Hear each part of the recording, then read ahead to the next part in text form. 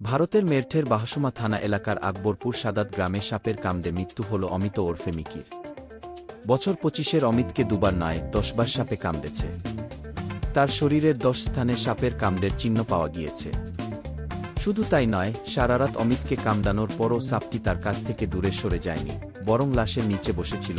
সকালে পরিবারের সদস্যরা মৃতদেহ সরানোর সময় সাপটিকে নিচে দেখতে পান। পরে এক মাদারিকে ডাকা হয় সাপটিকে ধরে নিয়ে যাওয়ার জন্য।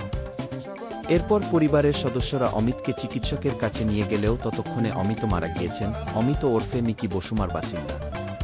4 ভাইবোনের মধ্যে তিনি ছিলেন দ্বিতীয়। বিবাহিত মিকি 3 সন্তানের বাবা।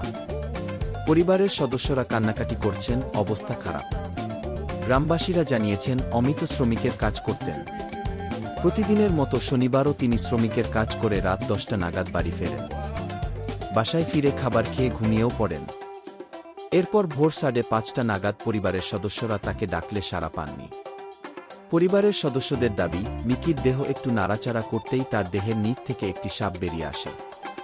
তার শরীরের 10 জায়গায় সাপের কামড়ের চিহ্ন পাওয়া গিয়েছে। এরপরই পরিবারের লোকজন হট্টগোল শুরু করে।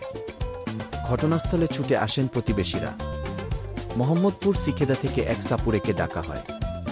তিনি এসে সাপটিকে ধরে নিয়ে যান। খবর পাওয়া মাত্রই ঘটনাস্থলে ছুটে যায় থানা পুলিশ। পরিবার প্রথমে অমিতকে হাসপাতালে নিয়ে যায়, যেখানে তাকে মৃত ঘোষণা করা হয়। মৃতদেহ ময়নাতদন্তের জন্য পাঠিয়েছে পুলিশ। প্রদীপ, AI news presenter, dependent news desk.